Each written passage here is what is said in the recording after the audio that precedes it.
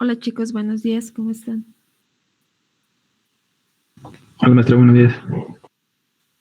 Hola maestra, Buenos días, bien, maestra. ¿y usted? Bien, gracias. ¿Sí pudieron terminar el ejercicio pasado? Creo que nada más nos faltó hacer la suma, ¿no? Sí, solo era la suma, maestra. ¿Y sí lo acabaron? Sí. Sí. Bueno. Bueno, entonces vamos a pasar a ver un nuevo criterio de estabilidad. Sí, este criterio está relacionado con la respuesta del sistema, pero la respuesta en frecuencia. Sí, este criterio se conoce como el criterio de Nyquist porque fue justamente propuesto y desarrollado por Nyquist en los años 30, me parece. Entonces, ustedes ya vieron el criterio de Root, el criterio de estabilidad de Root. Entonces, esta sería otra alternativa para hacer el análisis de estabilidad.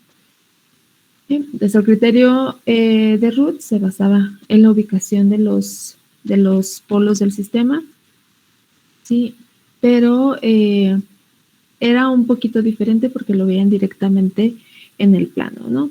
Entonces, en este caso vamos a ver otro plano, vamos a llevar esos polos y ceros de nuestro sistema a otro plano y ahí se va a hacer el análisis de estabilidad. Entonces, es un poquito diferente, es otra alternativa, pero pues nos va a servir para diferentes tipos de sistemas, ¿no? O si estamos haciendo un análisis diferente.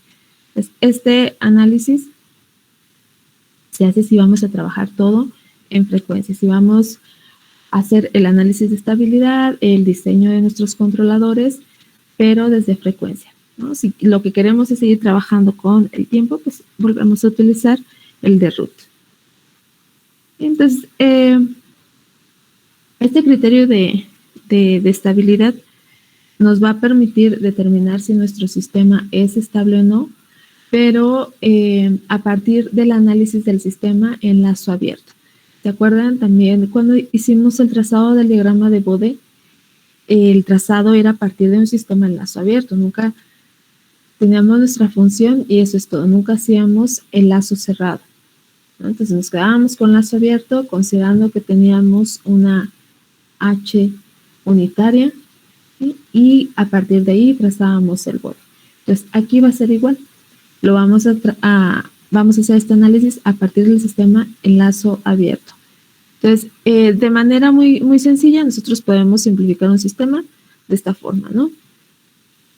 Tenemos esta función GDS en el lazo principal, una realimentación HDS, y si hacemos el lazo cerrado de este sistema, nos queda esta función de transferencia. Entonces, cuando se hace el análisis de estabilidad, como lo vieron en el curso pasado, era a partir de esta función de transferencia en lazo cerrado, en específico del polinomio característico, ¿sí? Que es 1 más G por H. Entonces, ustedes necesitaban esto para poder hacer el análisis de estabilidad. ¿Sí? En nuestro caso ahora, como ya dijimos que el análisis se va a hacer a partir del lazo abierto, lo único que vamos a necesitar es G por H. ¿Sí? Entonces, si se acuerdan de cómo eran las funciones de transferencia, en lazo cerrado era esto, ¿sí? En lazo abierto es como si no tuviéramos este cable de aquí, entonces nos queda el producto, ¿no? De G por H. Es lo que vamos a considerar ahora. ¿Sí?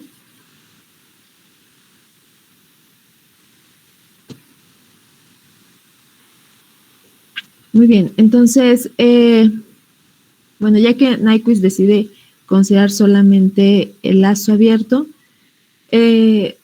pues encontró algunas relaciones entre el lazo cerrado y el lazo abierto, entre la ecuación característica y la función en lazo abierto.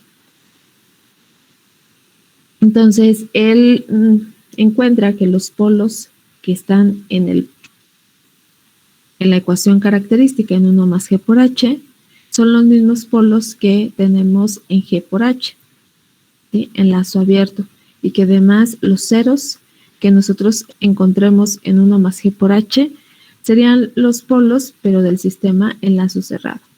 ¿Sí? Entonces, estas conclusiones a las que llegó Nyquist son la base de su criterio. Además de esto que menciono ahorita, también utiliza los diagramas polares.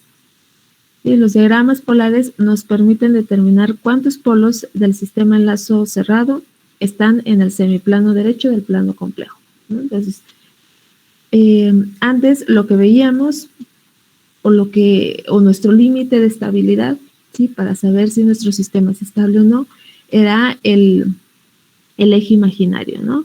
Estaba en el semiplano derecho o si estaba en el semiplano izquierdo. ¿Sí? Entonces, la ubicación en estos dos semiplanos era lo que nos decía si el sistema era estable o no. Entonces, él encuentra una relación entre lo que tenemos para lazo cerrado, para el polinomio característico, y lo que ahora vamos a buscar en lazo abierto. ¿Sí? Entonces, antes de seguir con eso, les decía que vamos a utilizar los diagramas polares. ¿Sí? Los diagramas polares lo que nos permiten es hacer un mapeo, ¿sí? Un mapeo entre dos planos. Entonces, va a ser uno entre el plano S, que es con el que hemos trabajado, el plano complejo S, y otro plano que también va a ser complejo, pero no es precisamente este plano S. ¿Sí? Entonces, lo que hacemos es escoger un punto en este plano S, sustituirlo en la función de transferencia que nosotros queremos analizar, ¿sí? Para hacer el mapeo, y graficamos nuestro resultado en otro plano, ¿sí? Entonces, aunque son dos planos del mismo tipo, son complejos. Entonces, por ejemplo, si queremos mapear este punto, menos 2 más 2j, lo que hacemos es tomar nuestra función. ¿Sí? ¿Me van a decir algo? Sí, maestra, estoy teniendo muchos problemas con mi conexión. ¿No va a grabar la clase ahora? O sí, lo había olvidado. Por favor.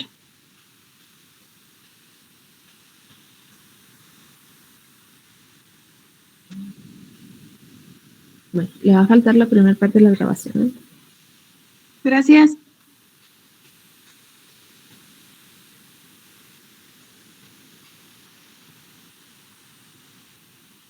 Dejen que comience a grabar para continuar.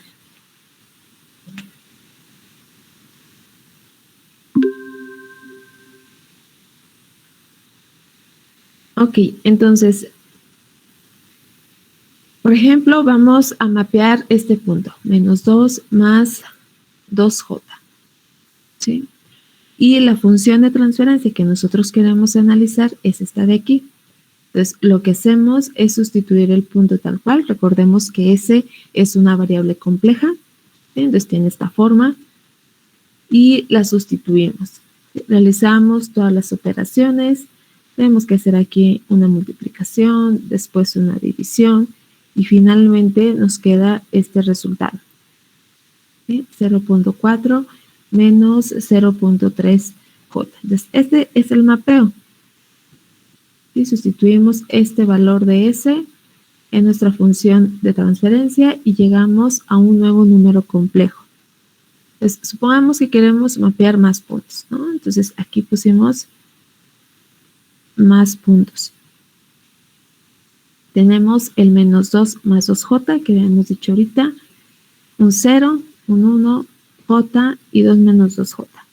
Entonces, con todos ellos hacemos la misma operación, sustituirlo en la función y encontrar el mapeo, ¿sí? El punto en el segundo plano. Entonces, aquí están graficados todos estos puntos que queremos mapear, ¿sí? Todos los puntos en el plano S. Y el mapeo, el cálculo que nos resulta en otro número complejo, están trazados en este otro plano, ¿sí? Entonces, este otro plano generalmente simplemente se le llama plano de Nyquist o es el diagrama de Nyquist. Y lo que podemos observar, ¿sí? Al hacer este mapeo, es que si vemos los puntos que nos resultan al mapear, vemos que nos pueden resultar mismos puntos a raíz de sustituir diferentes números en S, ¿sí? O diferentes valores de S. Entonces, puntos diferentes en el plano S, ¿sí? Como es el caso de este 0 y 1, nos pueden resultar en un mismo punto en el diagrama de Nyquist o en el otro plano. ¿Sí? Entonces, por ejemplo, este punto 0 y 1 sustituidos aquí en la función g de s nos llevan a este mismo punto, ¿sí? Que es 0.167. ¿Sí? Entonces, eso es lo que hacemos con este mapeo, ¿no? Nada más sustituimos los puntos, nos dan un nuevo número complejo y trazamos en el nuevo diagrama. Teniendo en cuenta esto, ¿no? Que puntos diferentes en S nos pueden dar un mismo punto en el otro plano. ¿Sí? Entonces, eso es mapeando puntos por separado, ¿no? Que es lo que hicimos ahorita. Ahora vamos a considerar que lo que queremos mapear no es solamente un punto, sino un contorno, es decir, un conjunto de puntos que los podemos ir mapeando o podemos irlos tomando en sentido de las manecillas del reloj alrededor de algún punto. ¿Sí? Si consideramos esta función, por la forma de esta función, sabríamos que lo que estamos mapeando sí es un contorno, ¿sí? Lo vemos en la gráfica, sí está en sentido de las manecillas del reloj y está alrededor de un 0, ¿sí? Por esta función. Entonces, si nosotros mapeamos este contorno con este sentido y vamos tomando los puntos en este orden, con este sentido, alrededor de un 0, entonces en el diagrama de Nyquist o en este segundo plano, lo que nos daría es un contorno igual, en el mismo sentido, vamos tomando, si nosotros mapeamos aquí, nos da este punto, si seguimos, nos da el siguiente, ¿sí? En el mismo orden, con el mismo sentido, pero ahora va a estar centrado en 0. ¿Sí? Entonces, el mapeo va a ser otro contorno con el mismo sentido, pero alrededor del origen. Esto es porque estamos mapeando un 0. ¿Sí? Nos da como resultado esto de aquí. Ahora sí, nosotros lo que tenemos es un contorno que está alrededor de un polo, en el mismo sentido, en el sentido de las manecillas de reloj, y alrededor de un polo por esta función, que es 1 sobre s menos 1. Entonces, como resultado nos va a dar también un contorno, pero ahora va a tener el sentido contrario. ¿Sí? Va a tener el sentido contrario al giro de las manecillas del reloj y nuevamente va a estar centrado en 0. ¿Sí? Entonces, mapear un contorno alrededor de un 0 y un contorno alrededor de un polo, lo único que cambia en el mapeo es el sentido del contorno. ¿Sí? Cuando mapeamos un polo, un contorno alrededor de un polo, entonces nos da el sentido contrario.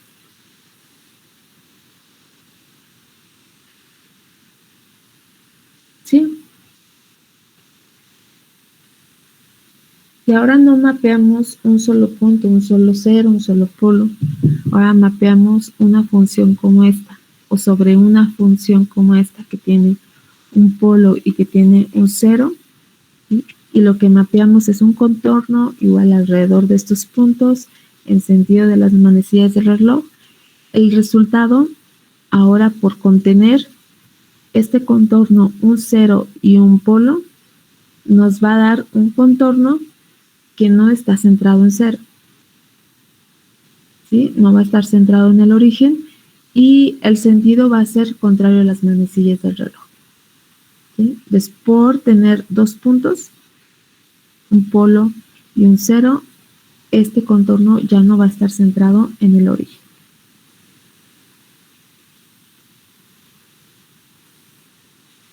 ¿Sí? Entonces, podemos seguir así haciendo varias combinaciones y al final veríamos pues, que hay una relación entre lo que estamos encerrando con nuestro contorno y dónde está ubicado. ¿Sí? Entonces, por ejemplo, si nuestro contorno encierra ahora a dos polos, lo que vamos a ver en el mapeo o el resultado del mapeo será nuevamente un contorno, pero que ahora va a encerrar dos veces al origen. ¿Sí? Cuando son el mismo tipo de puntos, aunque sea más de uno, va a seguir centrado en el origen, pero va a encerrar dos veces al origen. ¿Sí? Va a dar dos vueltas alrededor del origen. Igual si tenemos un contorno que encierra dos ceros, también va a estar centrado en el origen, pero le va a dar dos vueltas al contorno resultante.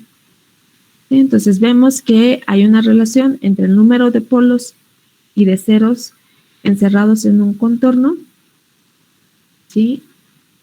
Siempre y cuando sean puntos del mismo tipo, o polos o ceros, y el número de veces que el contorno resultante en el otro plano encierra al origen. ¿Sí? Los sentidos van a ser los mismos que dijimos en el inicio. ¿Sí? Si encierra ceros, en el mismo sentido, en sentido de las manecillas del reloj. Si encierra polos, entonces en sentido contrario. Lo que va a cambiar, dependiendo del número de ceros o el número de polos, es el número de vueltas, ¿sí? que van a dar aquí alrededor del origen. ¿Sí? Lo demás es igual, es un contorno que encierra el origen, pero ¿cuántas veces? Va a depender de cuántos polos o cuántos ceros esté encerrando el contorno original. ¿Sí? Entonces, por ejemplo, si el contorno, si ahora estamos mapeando un contorno que encierra a tres polos y dos ceros, entonces el contorno que nos resulte al hacer el mapeo va a encerrar una vez al origen en sentido contrario a las manecillas del reloj, ¿sí? Igual que el contorno. Entonces, lo que veríamos si tenemos tres polos y dos ceros es que la contribución de los dos polos, ¿sí? se cancelaría con la de los dos ceros. ¿Sí? Y al final nos resultaría, como en este caso, un contorno que está en sentido contrario a las manecillas del reloj. Pero al hacer esta resta de polos y ceros, porque solamente estamos restando contribuciones, no porque se cancelen, entonces nos quedaría, en el caso que dijimos ahorita, que teníamos tres polos y dos ceros, nos quedaría un polo. Entonces, como al final nos quedaría aquí un polo, ¿sí? se va a comportar como esto, con una sola vuelta alrededor de cero. ¿Sí? Esto es sobre mapeo. ¿Sí? Entonces, lo que hace Nyquist es tomar todo esto que estábamos mencionando ahorita acerca de estos mapeos, estos contornos, ¿sí? estos diagramas polares y relacionarlo con la estabilidad del sistema. ¿Sí? Entonces, Nyquist lo que plantea es que si nosotros, en lugar de contornos así tan pequeñitos como estos, ¿sí? dibujamos un contorno que sea lo suficientemente grande para que encierre todo el semiplano derecho, ¿sí? del plano complejo S, entonces pues va a encerrar a todos los polos que estén ubicados en ese semiplano derecho. ¿Sí? Y pues nosotros ya sabemos la relación con estabilidad si se encuentran los polos en ese semiplano derecho, ¿no? Si están los polos en el semiplano derecho, ¿qué significa? En cuanto a estabilidad del sistema.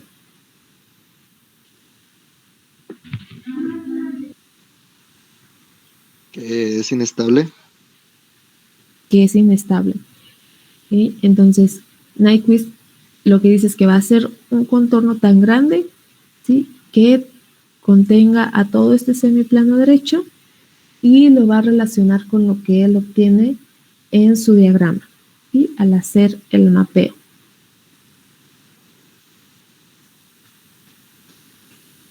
¿Sí? Pues hasta ahorita no hemos dicho bien lo que es su criterio, pero vamos a ir juntando todas estas cosas que vamos diciendo.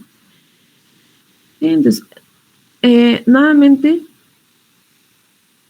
pues nos vamos a regresar a recordar que cuando hacemos el análisis de estabilidad del sistema en lazo cerrado, nosotros lo que vemos, ¿sí? O lo que necesitamos es el polinomio característico 1 más g por h. ¿Sí? Entonces, si estamos viendo estabilidad aquí, necesitamos conocer la ubicación de los polos, ver si están en el semiplano derecho o si están en el semiplano izquierdo. ¿Sí? Y simplemente es eso, nuestro límite de estabilidad sería el eje imaginario. ¿Sí? Pero nosotros dijimos que con Nyquist vamos a hacer el análisis en lazo abierto. Entonces, solamente vamos a tener G por H. Entonces, ¿cómo movemos? ¿Sí? ¿O cuál sería el límite de estabilidad en G por H? Ya sabemos que en 1 más G por H, en el polinomio característico, es el eje imaginario. ¿Sí? Necesitamos saber cómo mapear, ¿sí? O interpretar este límite de estabilidad en lazo cerrado a un nuevo límite de estabilidad en lazo abierto. Entonces, ¿cómo lo hacemos? En realidad es muy sencillo, ¿no? Nosotros dijimos que esto es el eje imaginario, ¿no? O es cero, ¿no? En el eje real.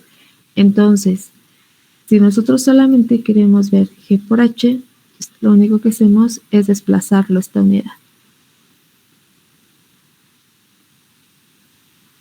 ¿Sí? Entonces, al desplazarlo esta unidad, ahora, en lugar de que nos quede el límite de estabilidad en el eje imaginario o en 0, entonces nos va a quedar en -1. ¿Sí? Entonces, el límite de estabilidad que estaba aquí, en lazo abierto, va a estar aquí.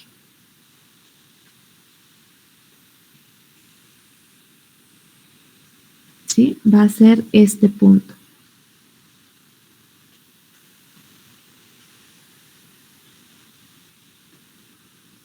¿Ok? Entonces, a partir de ahorita, con Nyquist, lo que vamos a, cuando estemos haciendo el análisis de estabilidad, lo que vamos a estar observando va a ser este punto, o el comportamiento de nuestro sistema, del trazado de nuestro diagrama, de la ubicación de los polos, pero tomando como referencia este punto.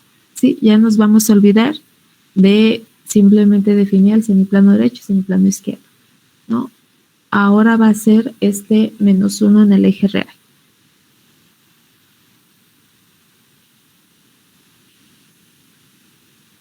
¿Sí? Entonces, Maestra, ¿me podría explicar otra vez por qué el -1?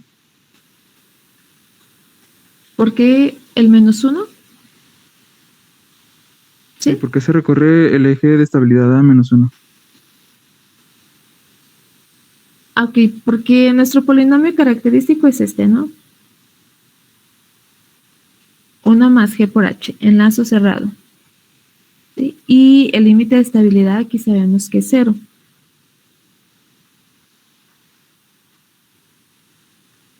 ¿Sí? Esto está igualado a 0, conocemos la ubicación de los polos y encontramos que si están en el semiplano izquierdo, pues el sistema es estable con diferentes características de estabilidad, ¿no? Lo que ya vieron ustedes. Pues esto estaría igual a 0 y conocemos la ubicación de los polos, ¿verdad? De todas las raíces. ¿Sí? Entonces, aquí el límite de estabilidad es justamente este eje, que es el eje imaginario, ¿sí? O 0 en el eje real. Entonces, para que al hacer nuestro mapeo tengamos o sigamos teniendo esta misma característica, ¿sí?, de los sistemas en lazo cerrado, entonces lo que hacemos es desplazarlo esta unidad, ¿no? Esa unidad que nos queda aquí. Pues esto normalmente está igualado a 0. ¿Sí? Si despejamos nada más para tener G por H, que es lo que nosotros tenemos en lazo abierto, pues esto pasa al otro lado como -1, ¿no? Que es lo mismo que desplazar el límite de estabilidad una unidad a la izquierda, ¿no?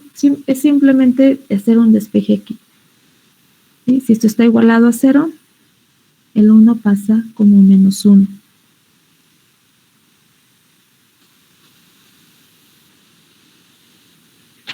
¿Sí? Sí, ya, muchas gracias.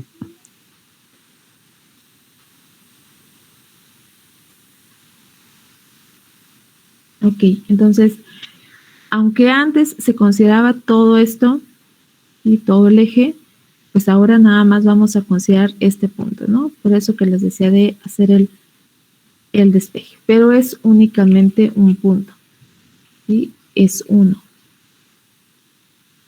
Ya no va a ser todo un eje completo, ¿no? Sería solamente este punto 1, en -1, perdón. Entonces, ahora sí, ya juntando esto con lo que habíamos dicho de los planos polares y lo de los números de vueltas que hacíamos alrededor de 0, dependiendo de cuántos polos y cuántos ceros tuviéramos en nuestro contorno, entonces ya llegamos a una expresión para estabilidad en frecuencia. ¿Sí? Entonces, cuando estábamos diciendo del mapeo, pues decíamos que el número de vueltas que nosotros teníamos alrededor del origen dependía de cuántos polos y ceros estuvieran encerrados originalmente, ¿no? O si teníamos combinación de estos, pues entonces la diferencia entre ellos, entre el número de ceros y el número de polos, nos daba el número de vueltas. ¿Sí? Pero ahora lo que nos va a interesar es seguir viendo esto, el número de vueltas, pero en el punto crítico, ya no en 0, ya no estamos trabajando aquí. ¿Sí? A nosotros lo que nos interesa es este punto -1. ¿Sí? Entonces, nos van a seguir interesando ver esas vueltas, ¿sí?, pero ahora alrededor de este -1. ¿Sí? Y eso va a estar dado igual por la diferencia entre el número de polos y el número de ceros. Pero ahora van a ser los polos que se encuentren en lazo abierto, es decir, en G por H, y los ceros que se encuentran en lazo cerrado, en el polinomio característico, 1 más G por H. ¿Sí? Los cuales serían los que están encerrados en el semiplano derecho.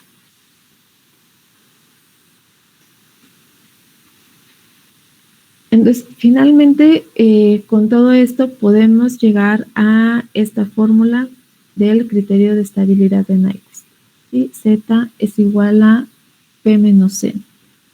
Entonces, Z es el número de ceros en el polinomio característico, 1 más G por H, y este Z, o este número de ceros en lazo cerrado, ¿sí?, en el polinomio característico, va a ser igual al número de polos en lazo abierto en G por H, lo que es P, que se encuentran en el semiplano derecho, en el plano S. Y a esto le vamos a restar el número de vueltas que tenemos encendido contra las manecillas del reloj, pero alrededor de -1. ¿Sí? Que es nuestro punto crítico o el límite de estabilidad. Ahí ya podemos relacionar lazo abierto y con lazo cerrado, o características del sistema en lazo abierto con las características del sistema en lazo cerrado. Entonces, esto nos va a permitir encontrar el número de ceros en lazo cerrado, sin el polinomio característico, el cual es lo mismo que el número de polos del sistema en lazo cerrado, y lo vamos a hacer a partir de características que se encuentran o que podemos encontrar en lazo abierto, como es el número de polos que están en el semiplano derecho y el número de vueltas que tracemos con un contorno alrededor de -1. Entonces, para que esto sea estable, necesitamos que este Z, que es el número de ceros en lazo cerrado, que sabemos que es igual al número de polos en lazo cerrado, sea igual a 0, ¿sí? Porque este Z son los polos o ceros que están ubicados en el semiplano derecho. Entonces, si esto nos da 0, y después de calcular este Z y este N, o de contar este P y este N, el lazo abierto nos da esta característica Z igual a 0, entonces quiere decir que el sistema sea estable. ¿Sí? Que no tenemos polos en el semiplano derecho, pero en lazo cerrado. ¿Okay?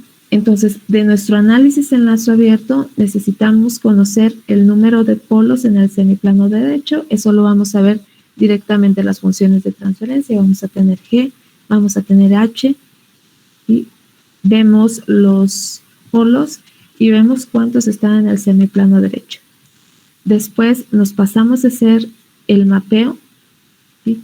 Como los que estuvimos mencionando ahorita, y vemos cuántas veces estamos encerrando a el punto crítico o el límite de estabilidad -1. ¿Sí? Entonces, primero lo que vamos a hacer es dibujar este diagrama, ¿sí? Para ver esta característica N, para ver cuántas veces estamos encerrando al punto crítico. Y después, bueno, P, necesitamos conocerlo también, pero P es sencillo porque lo vemos directamente de las funciones de transferencia. ¿Sí? Y ya teniendo estas dos, calculamos Z. Entonces podemos ver directamente si el sistema es estable o no, y además también vamos a poder definir un valor de ganancia adecuado de tal manera que se cumpla esto. ¿Sí? Que se cumpla la estabilidad del sistema o que esto nos siga dando 0.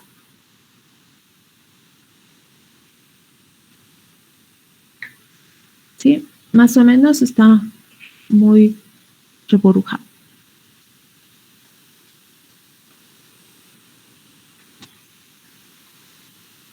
A ver si ahorita con un ejemplo se aclara todo. Ok. Bueno, entonces, para trazar el diagrama polar, ¿sí? O el diagrama de Nyquist, lo que vamos a hacer es lo que habíamos mencionado en un principio, ¿no? Vamos a sustituir un valor de S en la función de transferencia en lazo abierto y hacemos el mapeo. Y para el mapeo vamos a considerar por lo menos estos valores. ¿Sí? Más 0, más infinito, menos infinito y menos 0. Y además vamos a considerar algunos otros valores reales de esta omega que hagan ya sea que la parte real sea 0 o que la parte imaginaria sea 0. ¿Sí? Nosotros al sustituir S igual a J omega en la función de transferencia en lazo cerrado nos va a quedar una parte real, una parte imaginaria. ¿Sí? Y esa parte real y esa parte imaginaria va a estar en términos de omega, porque es lo que estamos sustituyendo, ¿no? J omega. Entonces, vamos a mapear estos puntos y vamos a mapear todos los valores, ¿sí? De omega que sean reales y que nos hagan 0 la parte real o la parte imaginaria. Entonces, vamos a comenzar con un ejemplo muy sencillo y ahorita hacemos a mano algunos o algún otro ejemplo. Entonces, tenemos esta función de transferencia en lazo cerrado, este G por H. ¿sí? Y necesitamos determinar si es estable el sistema para una ganancia de 10. Pues, lo primero que vamos a hacer es trazar nuestro plano, nuestro diagrama de Nyquist. ¿Sí? Entonces, sustituimos S igual a J omega, esto siempre lo vamos a hacer. Al sustituirlo en la función, nos va a quedar al final una función que depende de omega y que va a tener una parte real y una parte imaginaria. Entonces, la parte real sería este 6 sobre todo el denominador. La parte imaginaria sería este omega cúbico más 7 omega sobre todo el denominador. Entonces, ahí tenemos parte real y parte imaginaria. Entonces, dijimos que estos puntos sí los vamos a mapear. Y además, si hay algún otro punto que haga 0 esta parte, o algún otro valor de omega que haga 0 esta parte, también los vamos a considerar. Entonces, por ejemplo, con la parte real, ¿hay algún valor que nosotros le demos a omega que nos haga 0 esto?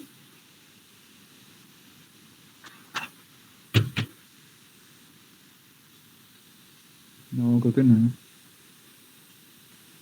Para esa parte es muy importante que se acuerden de divisiones cocientes con ceros. ¿Sí? Ya sea que tenemos 0 entre algo o algo entre 0 y las indeterminaciones. Y también cuáles las podemos aproximar por infinito o cuáles son simplemente indeterminaciones. ¿Sí se acuerdan de todo eso? Sí, un poquito. Ok, entonces, ¿cuáles son las que consideramos indeterminaciones? Que ya no podemos hacer nada ahí.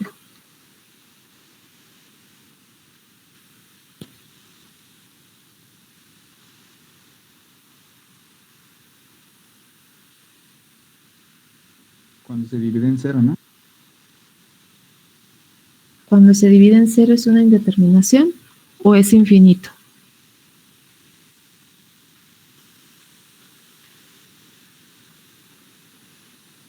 Es indeterminación, ¿no? Es indeterminación porque es una asíntota, ¿no? O sea, no se puede aproximar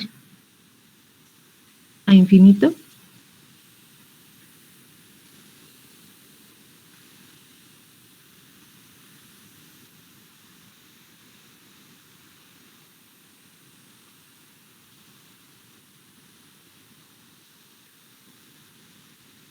Entonces es infinito.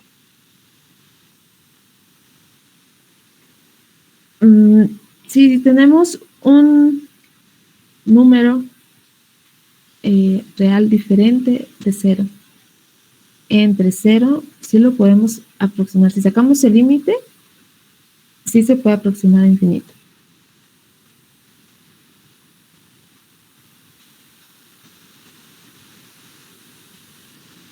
¿Sí? Por ejemplo, lo que les decía del límite, si tenemos 1 sobre, no sé, 1 sobre A, va a tender a infinito siempre y cuando esa A tienda a 0.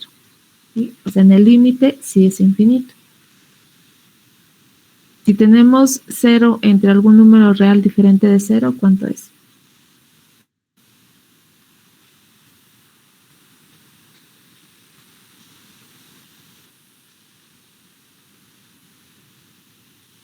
Cero. 0. ¿Y si tenemos 0 entre 0? Indeterminado. Ese sí es una indeterminación, esa no la podemos aproximar. Y con infinito, si tenemos un número real entre infinito, ¿cuánto nos da? Cero. Y al Infinito, ¿no? revés, Al revés. Infinito, ¿no? infinito.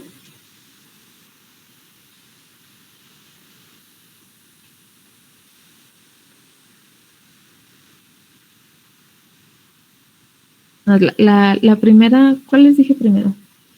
Un número real entre infinito, sí me lo dijeron primero bien, ¿no? Sí, dijo primero así. 0, ¿no? ¿Ese sí 0 o no es 0?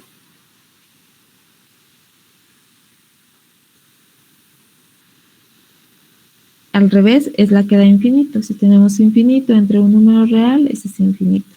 Y si tenemos infinito entre infinito,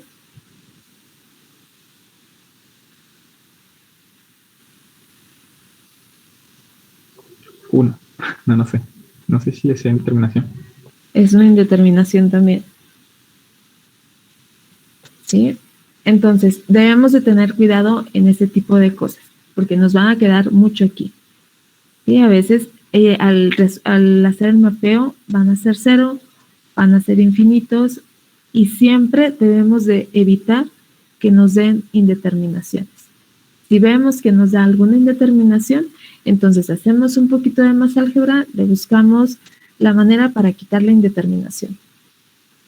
¿Sí? Entonces, en muchas cosas, lo primero que vamos a observar va a ser una indeterminación. No nos vamos a quedar ahí, vamos a tratar de hacer algunas operaciones de manera que nos quede algo que sí podemos trazar, ¿no? Todos estos puntos o cualquier punto que nosotros le demos nos debe de mapear a otro punto. Aunque sea infinito, pero un punto definido, ¿no? Aunque sea en el límite. Entonces, no nos pueden quedar indeterminaciones. Y de lo demás, pues nada más acordarnos bien. Cuando tengamos divisiones con 0 o cocientes con infinitos, ¿cuál sería el resultado?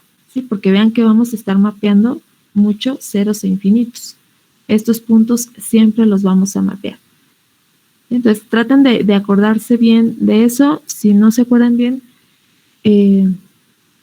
pues traten de checarlo, busquen una tablita o algo así, o anótenlo por ahí. Esto no está muy fácil, nada más las divisiones con 0 y las divisiones o cocientes con infinito.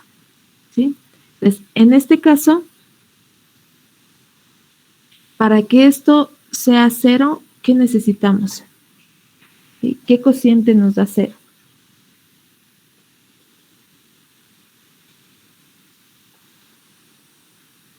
¿O cómo hacemos que este cociente nos dé 0? El 6 por un número. Bueno, dividido entre un número infinito. El 6 con un número infinito. No podemos cambiar el numerador, ¿no? Entonces lo único que nos queda es el denominador. Entonces, ¿de qué manera esto se hace infinito? Igualando W a infinito. Acercando W a 0. A infinito, ¿no? Para que esto se haga infinito, para que el denominador se haga infinito, esta omega tendría que hacerse infinita, ¿no? Que son estos dos puntos que tenemos aquí. ¿Sí? Por eso estos dos puntos siempre los vamos a considerar. ¿Cómo hacemos para tener, para tener un 0 aquí?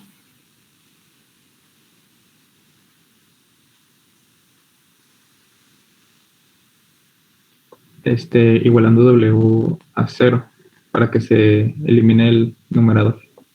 Ok, esto nos va a quedar 0, el numerador, ¿verdad? Entre 4, que es 0. Entonces son estos, este y este. Puede ser más 0 o menos 0. ¿Sí? ¿Hay algún otro valor que nos haga 0 la parte real o la parte imaginaria?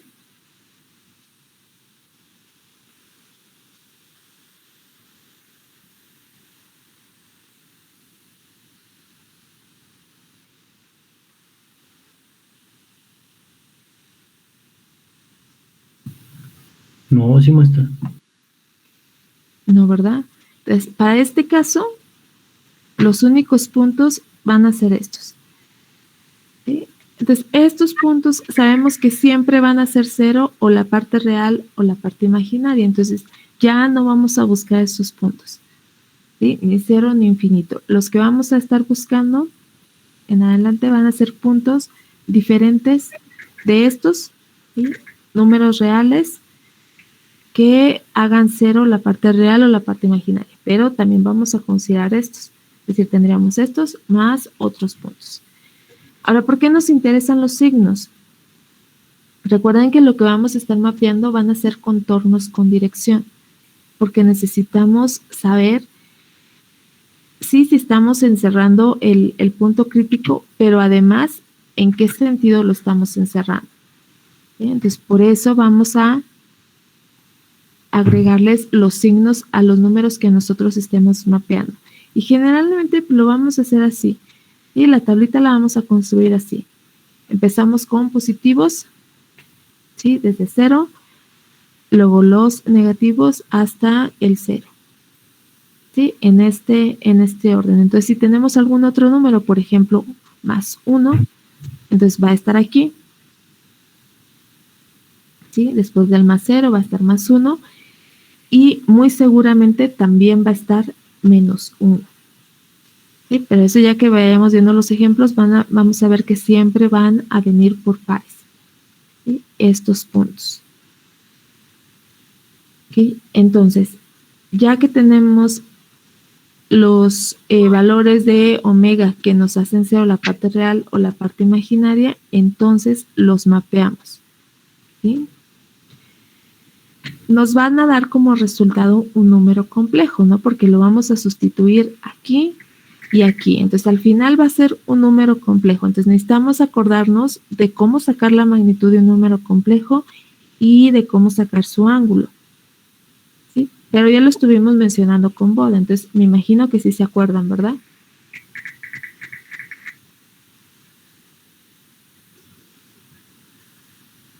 ¿Sí? La norma o la magnitud, cómo se saca, y el ángulo, cómo se calcula.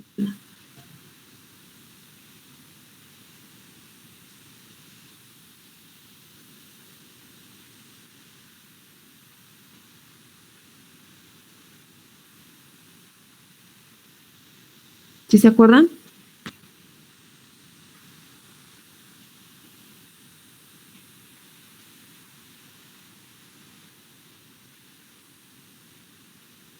La magnitud era 20 logaritmo de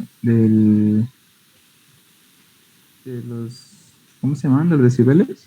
¿O de qué? Ok, el 20 logaritmo nos da una magnitud en decibeles. En este caso no queremos en decibeles. Simplemente la magnitud de un número real, de un número complejo. ¿Cómo se calcula? Sumando los cuadrados, como si fuera un teorema de Pitágoras, y el ángulo es con la tangente inversa de la parte imaginaria entre la real o al revés, no recuerdo bien. Ok, la magnitud sí es la suma de los cuadrados de la parte real y la parte imaginaria, pero es raíz cuadrada. ¿Sí? Raíz cuadrada de la parte real al cuadrado más la parte imaginaria al cuadrado, y el ángulo sí es la tangente inversa de la parte imaginaria sobre la parte real. Y entonces de eso hay que acordarnos también muy bien. Entonces lo que vamos a hacer es cada uno de estos puntos, sustituirlos aquí y ver qué número complejo nos resulta. Del número complejo resultante, entonces sacamos magnitud y sacamos ángulo para poder trazarlo en nuestro diagrama y para poder hacer el mapeo. Entonces, por ejemplo, si sustituimos más 0, ¿qué nos resulta en la parte real? Al sustituir más 0. 3 medios. Ok, y en la parte imaginaria, 0. en la parte imaginaria 0. Entonces tenemos los 3 medios y la parte imaginaria, ¿cómo es? ¿Positiva o negativa? Negativo. Negativa. Entonces, nunca olviden los signos. Entonces, tenemos 3 medios menos 0j. La magnitud es fácil, ¿no? Porque es como es la raíz cuadrada de cada uno de los cuadrados, o de la suma de cuadrados. Como 1 es 0, nos va a quedar ese 3 medios, ¿cierto? Y con la fase, ¿qué nos quedaría?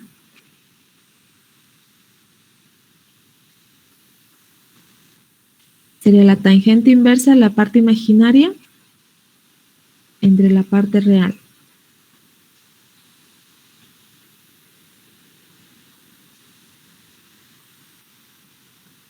Pues daría 0. Quedaría 0. ¿Sí? En este caso, como es 0, como nos queda al final 0 grados, no es necesario que veamos además en qué cuadrante está. Si nos queda algún otro valor, muy seguramente vamos a necesitar también observar en qué cuadrante se encuentra el número complejo para ajustar el ángulo que nos resulte. Entonces también hay que acordarnos de que si está en el primer cuadrante, no le sumamos nada a la tangente inversa. Si está en el segundo, en el tercero, le sumamos 180. Si está en el cuarto cuadrante, le sumamos 360. ¿Sí? Entonces, en este caso, como es 0, no teníamos problema. Pero, de todos modos, si vemos en qué cuadrante se encuentra, ¿cuál sería?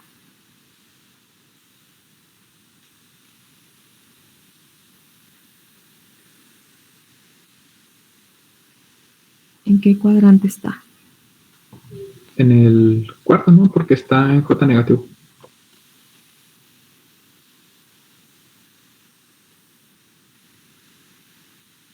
Y en el cuarto cuadrante, ¿qué le hacemos?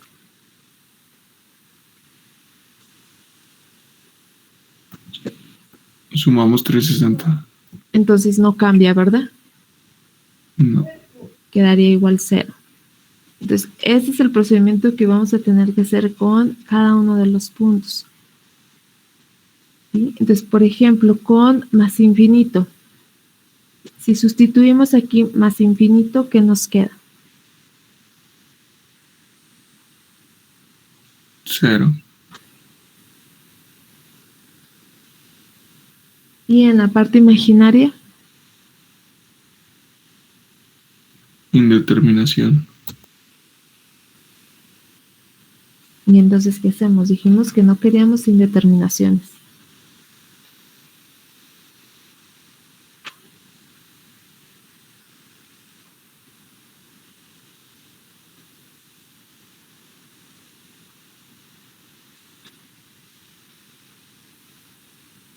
¿Qué podemos hacer para que no nos quede la indeterminación? ¿Es indeterminación o es infinito?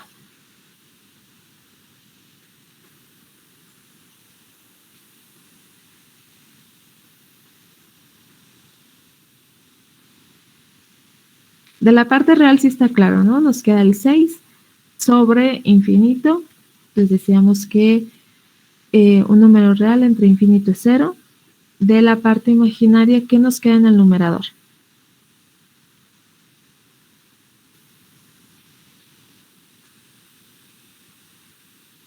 ¿Y qué nos queda en el denominador?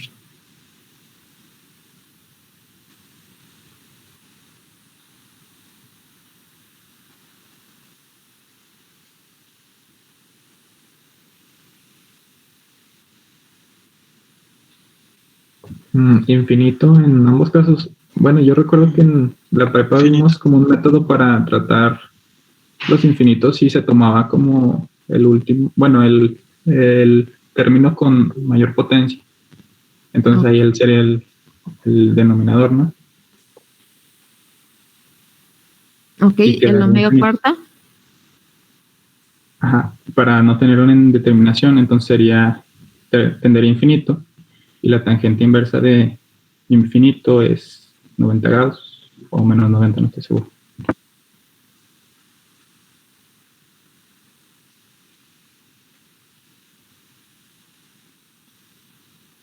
Ok, sí podemos hacer algo así como lo que dices, ¿no? Para quitar la indeterminación de aquí, pues, las que no vamos a querer son como la que ahorita nos queda, infinito sobre infinito. Necesitamos un número real o que nos quede infinito, pero no una indeterminación. Entonces sí, basta con, no sé, buscar la potencia de mayor orden y podemos tratar de hacer algo como lo que mencionabas o simplemente dividir, por ejemplo, toda la función entre la potencia de mayor orden. ¿Sí? Si hacemos eso, ¿qué nos quedaría?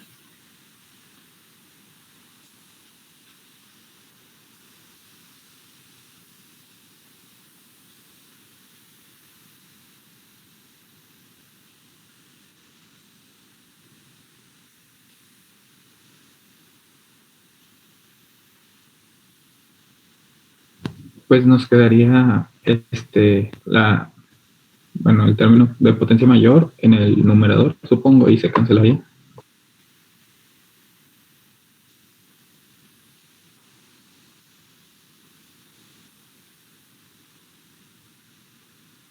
¿El término cómo?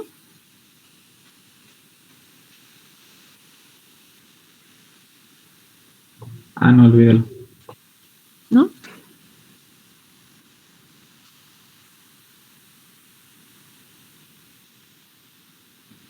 Bueno, el chiste es que no nos quede en infinito aquí y de preferencia pues tampoco infinito acá. ¿No? Al menos en uno de los dos lugares no queremos que nos quede infinito para que podamos tener algún otro valor, ¿no? Que no sea una indeterminación. Entonces, supongamos que vamos a dividir todo entre omega cuarta, ¿sí? Si todo lo dividimos entre omega cuarta, ¿qué nos queda aquí?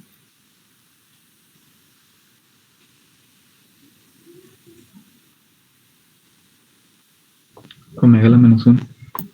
Ok, y 1 sobre omega, 1 sobre infinito, ¿cuánto es? Infinito. 0. Ah, sí. ¿Sí? ¿Y acá qué nos va a quedar?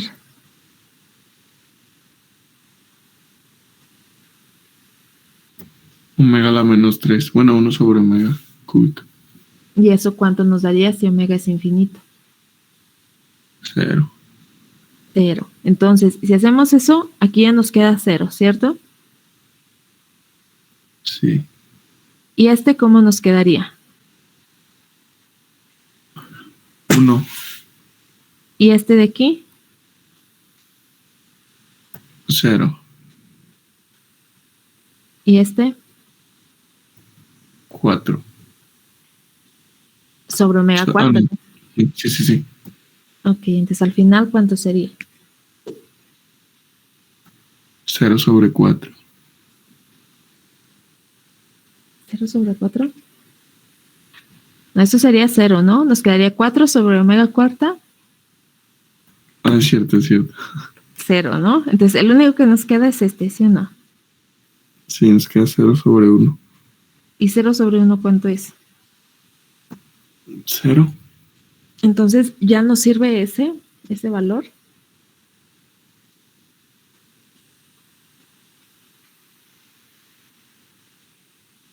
¿Nos sirve si aquí nos queda 0? Pues sí sirve, ¿no? ¿Cuánto nos quedaría? Queda 0. Ok, ¿y en este cuánto nos queda? 0. Entonces tenemos 0 También. menos 0. 0. Sí. 0 menos 0J. ¿Verdad? Entonces, la norma, ¿cuánto es de 0 menos 0J?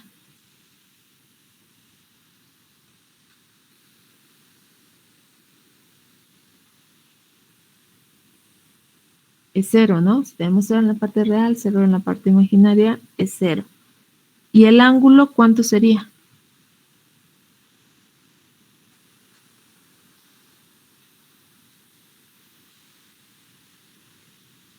Pues no hay ángulo. Entonces, nos quedaría la tangente inversa de la parte imaginaria, que es 0, entre la parte real, que es 0.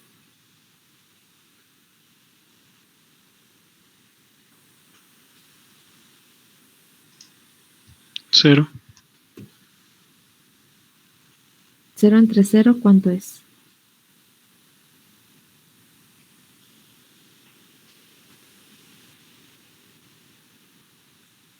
Indeterminado.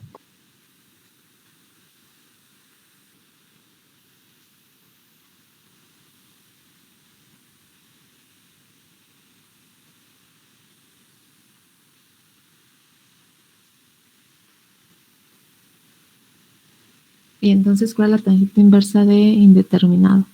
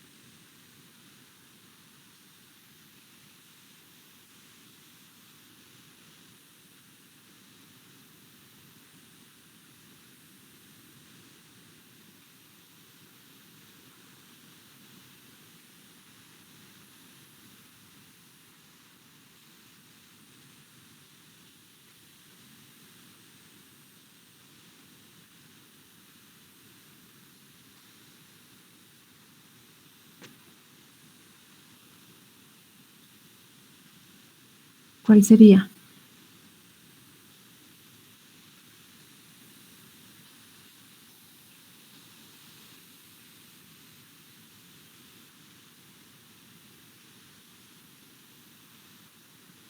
Pues yo creo que no se puede definir, porque si tenemos el punto que está en 0 y 0, o sea, la parte real y la parte imaginaria están en 0, pues no habría como tal un ángulo, ¿sí?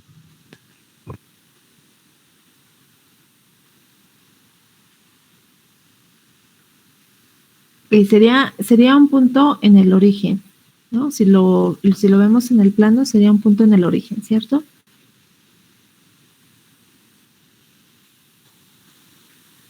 Pero nos queda 0 menos 0.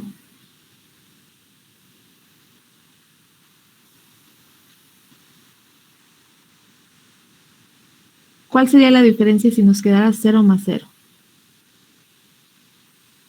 ¿No habría diferencia? Sí, J, ¿no? Tienen diferente signo, ¿no? Sí. Entonces, ¿qué nos cambia ese signo? El ángulo.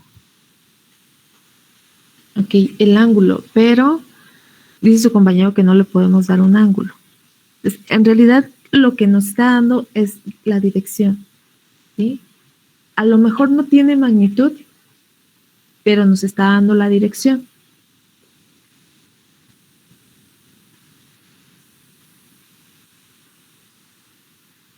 Entonces tiene dirección hacia abajo.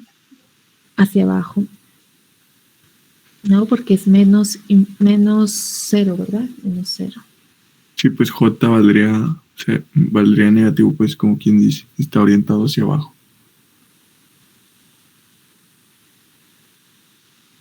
¿Sí? Y el otro sería hacia arriba, ¿cierto?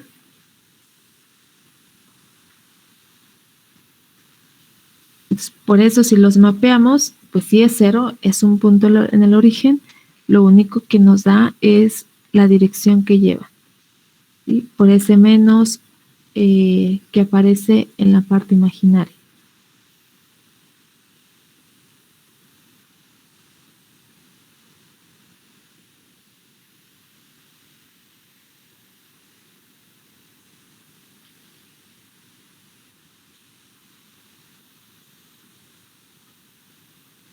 ¿Sí? Y luego con menos 0, si lo sustituimos en la parte real, ¿cuánto nos da?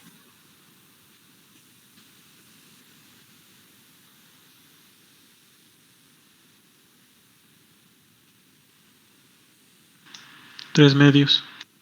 Y en la parte imaginaria,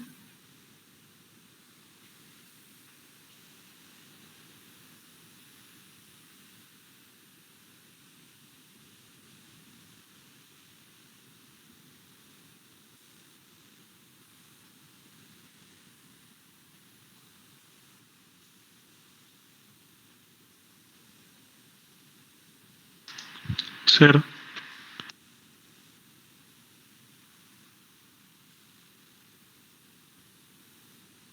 cero. Entonces, ¿qué nos queda?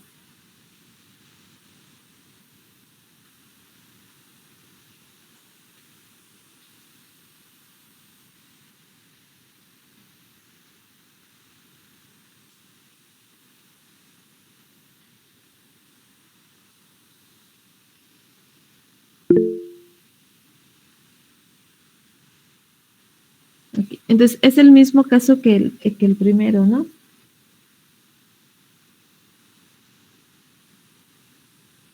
Ok. Entonces, esa sería la forma si nosotros estamos sustituyendo como tal los puntos en el diagrama.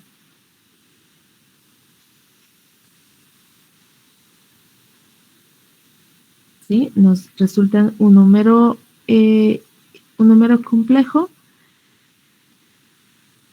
que hay que sacarle su norma y su faz. ¿Sí? Entonces, eso hasta ahí está bien.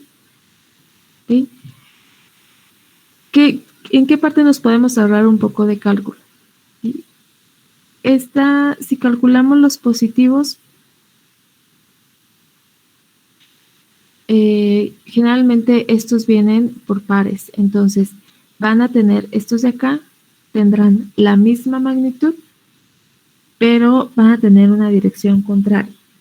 ¿Sí? Entonces, si calculamos nada más los positivos, pues en los negativos los copiamos la magnitud, pero cambiamos la dirección. ¿Sí? Entonces, ahí nos podemos ahorrar un poco de cálculo. Y nada más calculamos una de las, ya sea los positivos o los negativos. ¿Sí? Entonces, por ejemplo, con 0 no tiene caso, ¿no? ¿Cuál es la diferencia entre 0 y menos 0? Entonces, ahí no tendríamos que hacer nada, ¿no? Es 0 simplemente.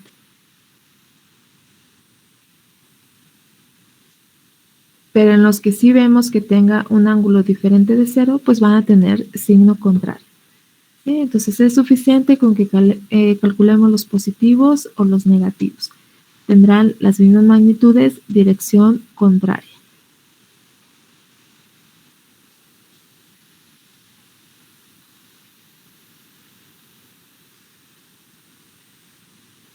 ¿Sí?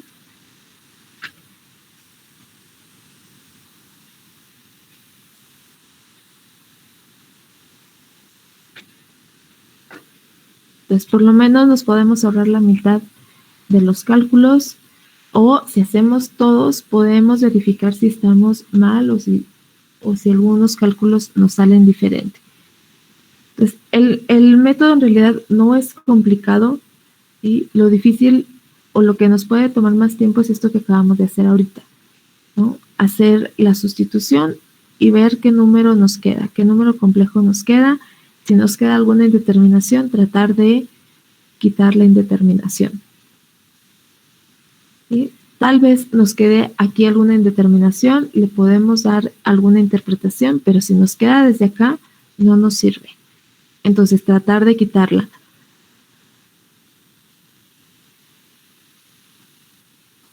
¿Sí? Entonces, generalmente con dividir todo entre la potencia de mayor orden es suficiente. ¿Sí? Si nos queda una indeterminación de infinito entre infinito.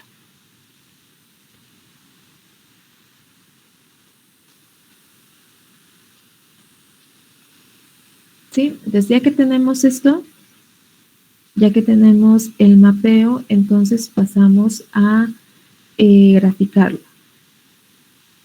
¿Sí? Entonces, aquí, por ejemplo, no estuvimos tomando en cuenta este valor. Si lo tomáramos en cuenta, el valor de la ganancia, ¿en dónde se vería reflejado? Si esta ganancia fuera, esta acá fuera 10, ¿no? La 10 que nos dijo sí en el ejercicio, ¿no? Verificar si es estable para que igual a 10. ¿En dónde se vería reflejado?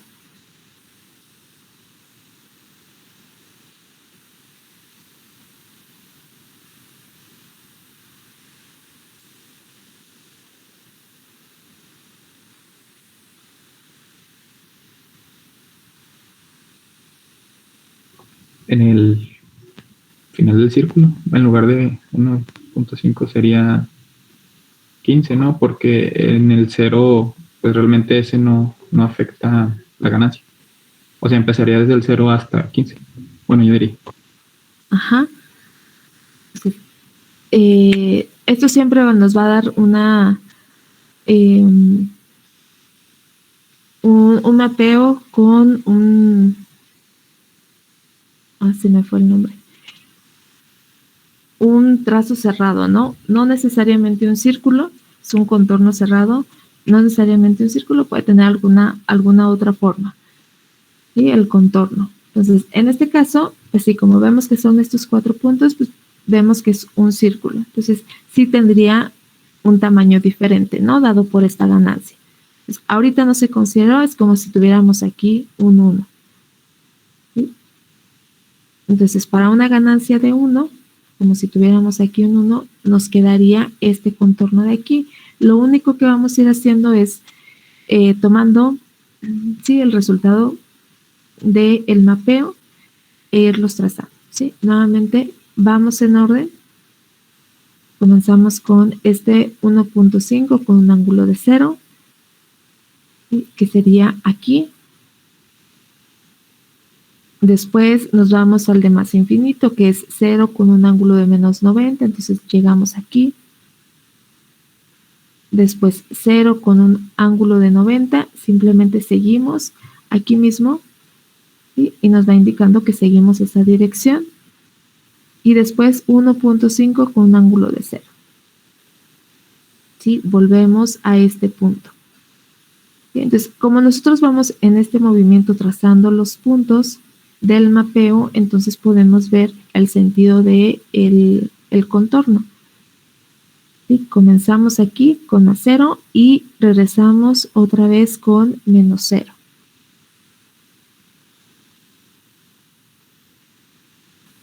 ¿Sí? Entonces ahí podemos ver el sentido y el otro solamente es trazar los puntos, ¿no? 1.5 con un ángulo de 0, buscamos magnitud 1.5 con un ángulo de 0 y es este punto. ¿Sí? Y como los demás son 0, magnitud 0 con ángulos de más menos 90 es aquí. Entonces este ejemplo está muy sencillo, no nos permite movernos mucho, ¿sí? Porque son simplemente estos dos puntos, pero pues es para ilustrar el procedimiento, ¿sí? Entonces, ya que tenemos estos puntos, lo trazamos, verificamos la dirección. ¿Sí? La dirección va a estar dada por el orden de estos puntos. Y como decían ahorita, si hacemos lo mismo para una ganancia k igual a 10, pues nada más sería multiplicarlo. Sí, el 1.5 se convierte en 15 y tendríamos el mismo contorno, solamente que con un radio mayor. Pero el sentido sería el mismo y ahora sería, nada más que ahora sería hasta 15.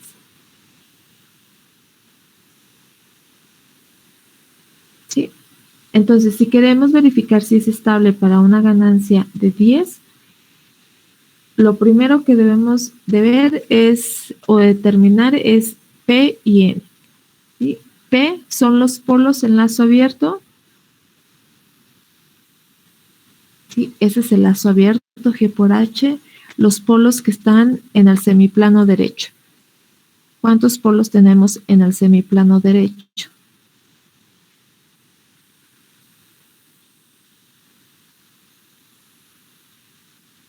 Ninguno. Ninguno. Y después tenemos que determinar N.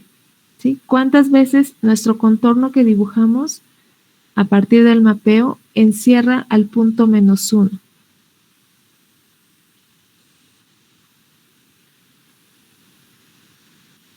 ¿Cuántas veces se encierra -1? Tampoco ni una vez. Ninguna, Ninguna. ¿verdad? -1 estaría por acá. Entonces ni siquiera no está dentro del círculo. ¿Sí? Entonces P, número de polos en el semiplano derecho, el lazo abierto es 0, N, el número de vueltas alrededor del punto -1 también es 0. Entonces, recordando la fórmula, era esta de aquí, Z es igual a P menos N. Si P es 0 y N es 0, entonces Z es 0. ¿Sí? Si Z es 0, eso quiere decir que los polos en lazo cerrado, de nuestro sistema en lazo cerrado, en el lado derecho o en el semiplano derecho es 0. ¿Sí? No tenemos polos en el semiplano derecho. Entonces eso quiere decir que el sistema es estable. ¿Sí? Es estable para una ganancia de 10. ¿Te cumpliría lo mismo para una ganancia de 1? P no cambia, ¿o sí? Porque eso se calcula a partir de la función de transferencia de G por H. Entonces, eso no va a cambiar. ¿Qué podría cambiar? El número de vueltas alrededor de -1. Entonces, con una ganancia K igual a 1, ¿cambia?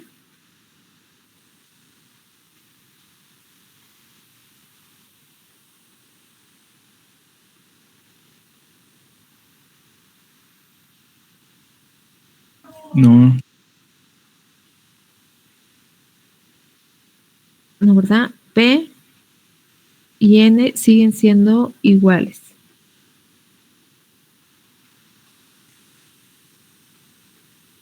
¿Qué pasa si la ganancia acá vale otro valor más grande, no sé si vale 50.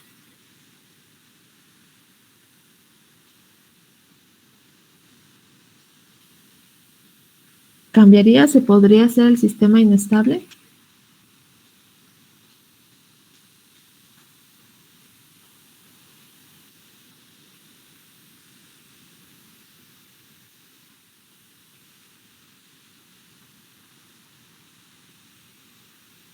Nuevamente P no va a cambiar, ¿no? Porque G por H es igual.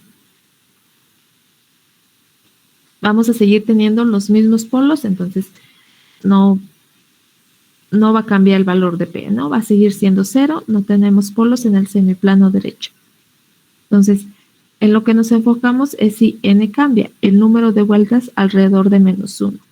¿Ustedes creen que si le damos otro valor acá, y por ejemplo 50, una ganancia de 50, cambie N, cambie el número de vueltas alrededor de -1?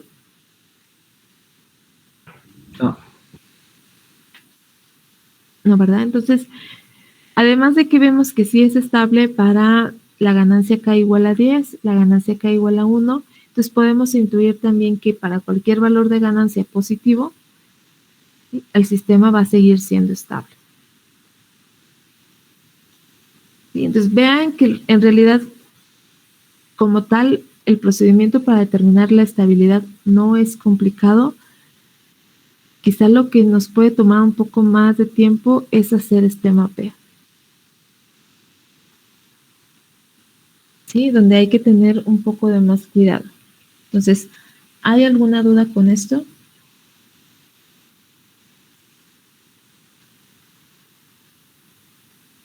¿Cómo sabremos si el área no es un círculo? Pues si ya tenemos más puntos, ¿sí?, nos van a dar valores acá diferentes y ángulos diferentes. Los puntos dados... Ok, tú dices Sí, con bueno, estos tenía la duda 4 también de puntos, si ¿no? Ajá, sí. Ok, o sea, así como nosotros lo estamos haciendo, no podríamos saber exactamente si, por ejemplo, llega hasta acá, ¿no? Si es un círculo, a lo mejor puede llegar hasta aquí, no sé, hasta 4, ¿sí?, en lugar de ser un círculo como tal, ¿no? Estas magnitudes no las calculamos, no sabemos hasta dónde llegue.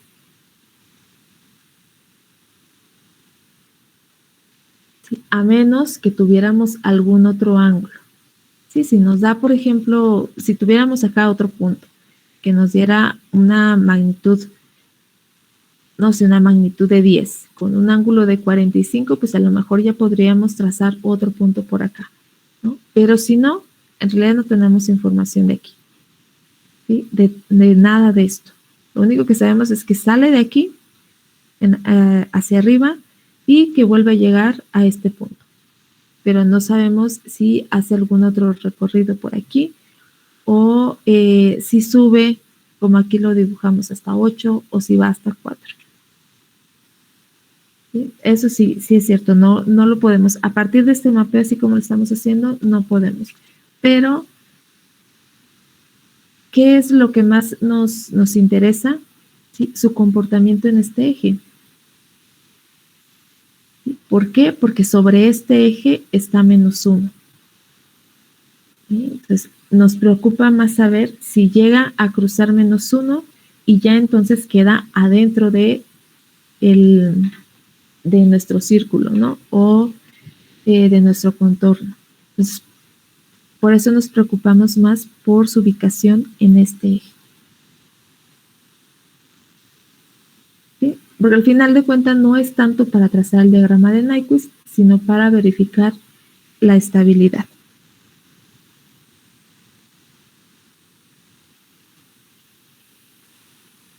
¿Sí? Con este método, obviamente si mapeamos muchos más puntos, pues podemos obtener la forma o una forma más cercana a la real, ¿no?, del diagrama, si trazamos más puntos. Esto no lo imaginamos que es así porque solamente estamos trazando 4.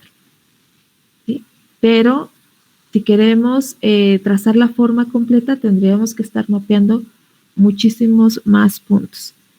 Pero nuevamente es suficiente con ver su comportamiento sobre este eje. ¿Sí? Por eso nos es suficiente con estos puntos.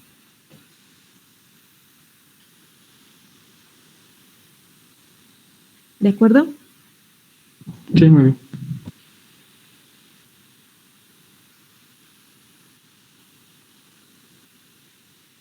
Para saber... No, un poco más adelante vamos a ver cómo determinar los valores de ganancias para los cuales el sistema es estable o inestable. ¿No? En este ejemplo era muy sencillo, no necesitábamos hacer ningún cálculo porque se veía el comportamiento del contorno. No, este contorno, al cambiar la ganancia, vemos que no va a pasar hacia el lado izquierdo, ¿no? Entonces podemos intuir que pues siempre va a ser estable para cualquier valor de ganancia positiva, porque ya vimos cómo cambia desde una ganancia 1 hasta una ganancia 10. Entonces, en este ejemplo es muy sencillo, lo podemos intuir, pero no, más adelante vamos a ver cómo calcular esos límites de ganancia, ¿no? Un límite de ganancia que nos diga cuál es la ganancia máxima que le podemos dar a nuestro sistema o la ganancia mínima que le podemos dar a nuestro sistema antes de que se vuelva inestable. ¿Sí? Pero sí lo vamos a calcular un poquito más adelante.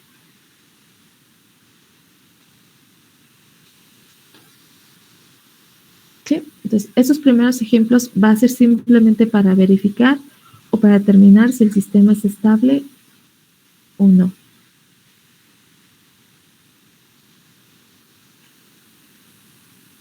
¿Alguna otra duda o comentario?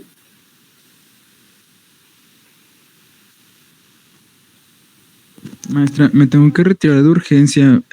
¿Puedo nada más para que me ponga la asistencia? Sí, está bien. Genaro Reyes. Ok, Sí, por favor, gracias. pues nada. ¿Alguna otra duda o comentario?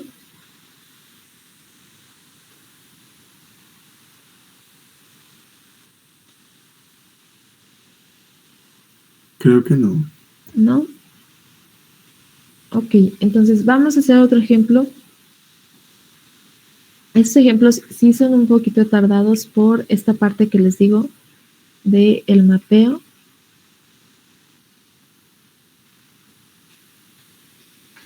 Pero yo creo que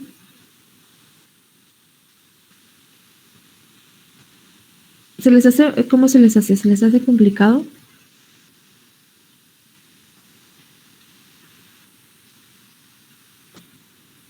¿No? Laborioso, me parece. A laborioso sí. Sí, pero pues es cuestión de agarrarle el rollo. Sí, para la siguiente clase vamos a hacer otro ejemplo. Ya es para no dejarlo nada más medio empezado. Lo vamos a comenzar la siguiente clase. Nada más que sí les encargo que por favor revisen lo de cocientes con cero, infinito, indeterminaciones. Sí, para que lo tengan bien presente cuando estemos haciendo el mapeo del siguiente ejemplo. ¿Sí? Eso sí lo van a necesitar bastante. ¿Sí? Chequen bien eso. ¿Y qué más? Y bueno, no, si se acuerdan de la magnitud y el ángulo, pues eso ya no. Pero sí denle un repaso a números complejos. ¿Se acuerdan cómo multiplicar y dividir números complejos?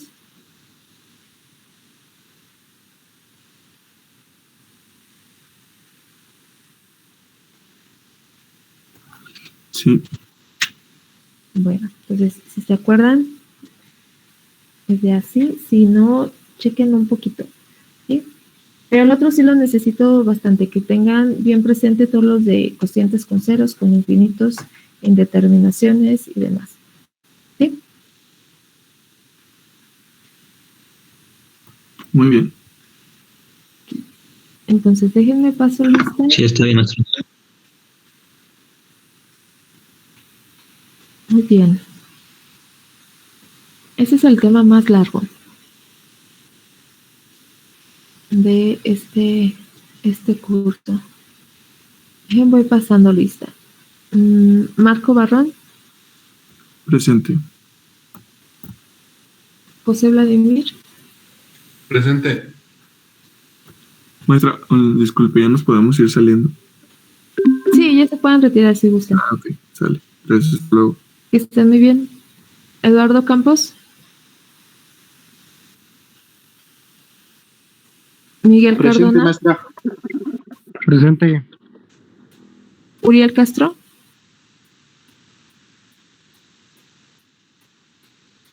Eduardo Cervantes, Bernardo Esparza, Presente. Jorge Luis Flores,